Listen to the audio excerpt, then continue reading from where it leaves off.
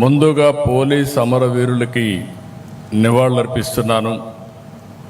వారి ఆత్మకు శాంతి కలగాలని భగవంతుణ్ణి మనస్ఫూర్తిగా కోరుకుంటున్నాను.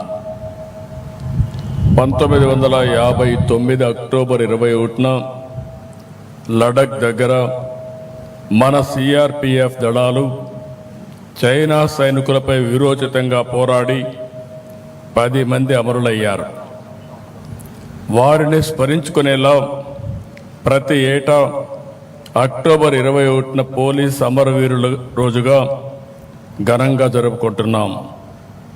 వారి త్యాగాలను, బలిదానాలను గుర్తు చేసుకుంటూ మనం అందరం కూడా స్ఫూర్తిని పొందుతున్నాం. ఈ సంవత్సరం దేశవ్యాప్తంగా విధి నిర్వహణలో 192 మంది పోలీసులు అమరులయ్యారు. వీరికి నివాళులర్పిస్తున్నాను.